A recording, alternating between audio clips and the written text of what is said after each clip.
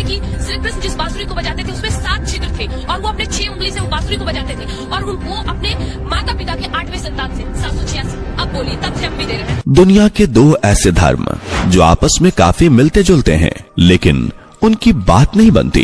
कई सारी समानता होने पर भी एक दूसरे में अक्सर दूरी बनाने वाले ये 2 धर्म आखिर कौन से हैं? क्या क्या समानताएं हैं इन धर्मों के बीच? कहीं दुनिया एक ही सिक्के को अलग अलग पहलू से तो नहीं देख रही? आइए जानते हैं। दोस्तों, हमें सब्सक्राइब किए बिना मत जाइएगा और वीडियो को लाइक भी जरूर कर दीजिएगा। दोस्तों, हमारी दुनिया में अलग अलग धर्म और जाति के लोग रहते हैं। हर किसी का अपने धर्म को लेकर एक अनोखा विश्वास होता है और हर धर्म के लोगों की अलग अलग मान्यताएं होती हैं। वैसे कुछ भी हो, हर धर्म का यही कहना है कि भगवान यानी गॉड तो एक ही है। में मानते हैं और मुसलमान जो अल्लाह में मानते वो एक है। तो मेरा जवाब इसमें ये कि अगर आप सही तरीके से हिंदू धर्म की किताबों का मुताला करेंगे और सही तरीके से इस्लाम धर्म की किताब का मुताला करेंगे तो दोनों यकसा है कि ये दोनों ही धर्म एक दूसरे से बेहतर होने की कस्में खा रखे हैं।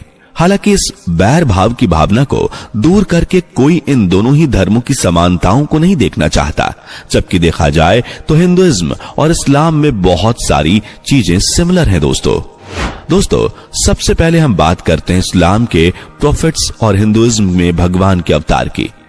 अब जैसे कि इस्लाम के मुताबिक प्रोफेट्स अल्लाह के मैसेंजर्स थे जो खुद इंसान ही थे और इंसानों के बीच रहकर इंसानों की ही भाषा बोलते थे, जिनका मकसद समाज और धर्म को बेहतर बनाना था। वहीं हमें हिंदू धर्म के वेदों में ऋषि मुनि और संत के बारे में जिक्र देखने को मिलता है। हाँ, वेदों में हमें भगवान का अवतार इन्हें नहीं कहा जाता, लेकिन ऋषियों को अधिकारी पुरुष यानी सुपर ह्यूमन पावर वाले इंसान जरूर बताया जाता है। अब इसको हम ऐसे समझ सकते हैं कि भगवान धरती पर 2 वजहों से अवतरित होते हैं, जिसमें पहला लोगों को सीख देने के लिए और दूसरा उन्हें बुराइयों से आजाद करने के लिए। साथ ही वो अपनी जीवन शैली से लोगों को इंस्पायर करते थे, यानी वो जानते तो जन्म से ही सब कुछ हैं, लेकिन इंसानों को इंस्पायर करने के लिए वो उन्हें उदाहरण देते हैं। खैर, आगे बढ़ते हैं। वैसे आप मेडिटेशन के बारे में तो जानते ही होंगे, जिसे एकांत में करने से बहुत ही शांति मिलती है और इससे हमें किसी भी चीज पर अच्छे से कंसंट्रेट करने की पावर भी मिलती है। इसके अलावा भी कई बेनिफिट होते हैं मेडिटेशन के, लेकिन शायद इन सब के अलावा आप ये नहीं जानते होंगे कि इससे हिंदू और इस्लाम धर्म की एक बड़ी समानता जुड़ी हुई है। जैसे कि वेदांत में मेडिटेशन के 3 स्टेजेस दिए गए हैं, जो धारण, ध्यान और समाधि हैं।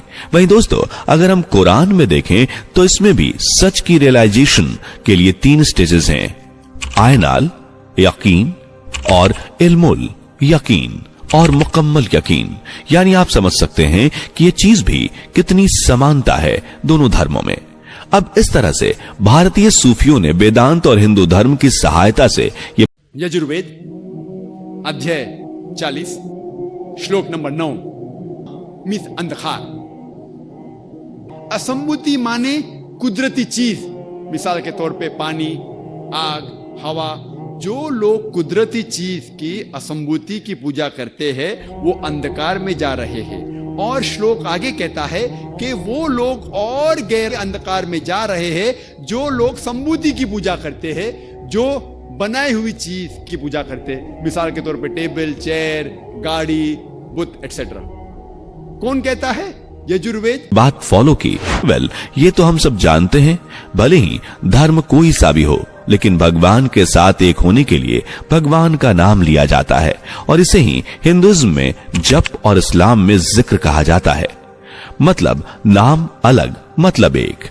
जैसे कि कुरान के मुताबिक जिक्र 2 तरह के होते हैं, एक जहरी जिसे जोर जोर से बोलकर किया जाता है और काफी जिसे धीमी आवाज में बोला जाता है। इसके साथ ही सूफीज्म में जिक्र का तीसरा तरीका भी होता है, जिसे सुल्तान उल अज़क्र कहा जाता है। इसमें अल्लाह का नाम जुबान से नहीं बस मन में ही लिया जाता है। वहीं हम बात करें हिंदू धर्म की तो यहाँ जिक्र को जप के नाम से जाना जाता है, जिसे 3 तरीके से किया जाता है। पहला वाचिक जप, जिसमें जोर जोर से भगवान का नाम याद किया जाता है। दूसरा अपाम शु जप, जिसमें कुछ इस तरह से भगवान को याद करना होता है कि सिर्फ बोलने वाले यानी सिर्फ आपको ही वो आवाज सुनाई देनी चाहिए। इसके अलावा तीसरा है मनसा जप, जिसमें जुबान से बोले बिना सिर्फ मन में ही भगवान को याद किया जाता है। अब दोस्तों, इन दोनों ही धर्मों की मान्यताओं की बात करें तो दिखने में हमें जितना अलग और असमान लगता है वैसा कुछ नहीं है। अब चलिए हम हिंदुइज्म में भगवान को दो कॉन्सेप्ट से समझने की कोशिश करते हैं, जिसमें एक है सगुण ब्रह्मन, दूसरा है निर्गुण ब्रह्म। यानी भगवान को पाने के लिए इंसान को अपने अंदर भगवान की छवि बनानी होगी, जिसे सगुण ब्रह्म कहा जाता है। और फिर इस छवि पर अपने मन को एकाग्र करके ध्यान लगाने से निर्गुण ब्रह्म यानी हिंदुइज्म के मुताबिक भगवान की प्राप्ति हो जाती है। बस दोस्तों, इन्हीं कॉन्सेप्ट की वजह से आइडल वर्शिप का जन्म हुआ। जी हाँ, यानी असल भगवान को पूजने की बजाय उनकी मूर्ति और तस्वीर को पूजना, जिसके द्वारा आप रियल भगवान की प्राप्ति कर सकते हैं। हालांकि पहले इस तरीके को केवल ध्यान लगाने के लिए यूज किया जाता था, लेकिन समय बीतते यह ध्यान लगाना एक तरह से कॉमन प्रैक्टिस बन गया। आइए अब हम यहाँ पर भागवत गीता से भी कुछ समझने की कोशिश करते हैं, जिसमें कृष्ण भगवान ने अर्जुन से ये कहा था कि उन्हीं से दुनिया की हर चीज बनी है, यानी हम इंसान भी। वही कुरान में देखें तो उसके अर्रम 30 में भी हमें यह जानने को मिलता है कि अल्लाह ने सभी इंसानों को बनाया। वहां साफ साफ लिखा है he has created all peoples. यानी कुरान में आपको सगुण ब्रह्म और निर्गुण ब्रह्म का भी एग्जाम्पल देखने को मिल जाएगा। इसके अलावा कुरान में अल अन्म 103 में कुछ इस तरह लिखा हुआ है कि इंसान को बनाने वाले अल्लाह किसी की नजर में नहीं आते, लेकिन उसकी नजर में सब आते हैं। वो हर जर्रे में है और सबसे परे हैं। इसका मतलब हर जर्रे में रहने वाला अल्लाह इंसानों में भी है, और इसका मतलब है सगुण ब्रह्म। इसके अलावा उन्हें सब कुछ नजर आता है। इसमें उन्होंने निर्गुण ब्रह्म की भी बात कही। हालांकि हिंदुइज्म की तरह इसमें अल्लाह की मूरत बनाना और तस्वीर को पूजना ऐसा बिल्कुल नहीं माना जाता। दोस्तों, यही नहीं, ऐसी बहुत सी चीजें हैं जो हिंदुइज्म और इस्लाम दोनों में ही समान हैं। जैसे हिंदू धर्म में सबसे पहले ब्रह्मा और उनकी पत्नी सरस्वती हैं, वहीं इस्लाम में सबसे पहले आने वाले पैगंबर अब्राहम थे, जिन्हें इब्राहिम कहा जाता है। उनकी पत्नी सारा। इस सब से दोस्तों ऐसा नहीं लग रहा कि हम एक ही सिक्के के दो अलग अलग पहलू देख रहे हैं। यही नहीं दोस्तों, जैसे इस्लाम में हज के लिए मक्का जाते हैं, वैसे हिंदुइज्म में तीर्थ जाते हैं।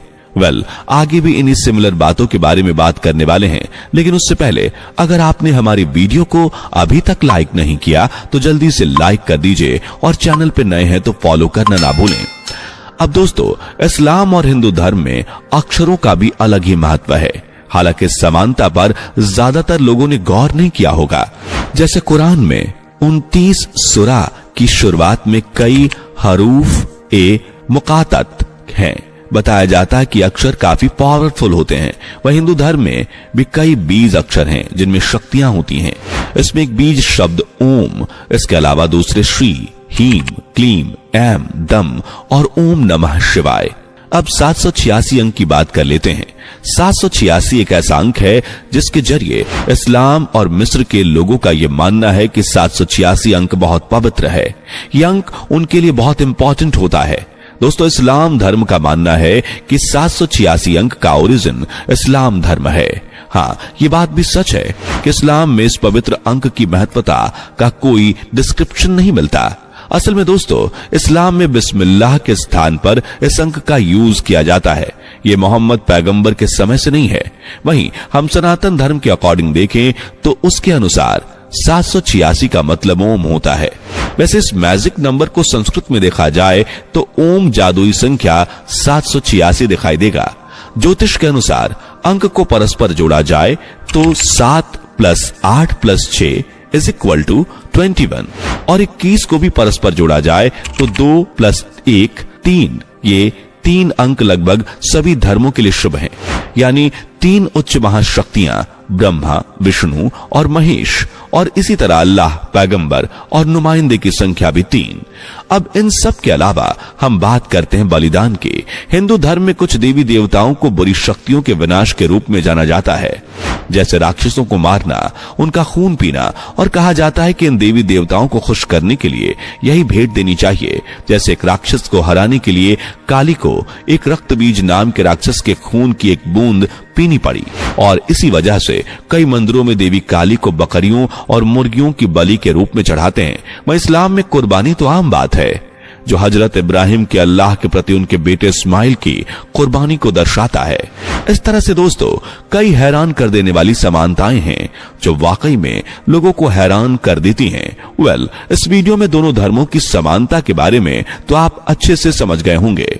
वीडियो कैसी लगी कमेंट करके जरूर बताएं। चैनल को सब्सक्राइब करना ना भूलें, बेल आइकन को याद से दबाएं।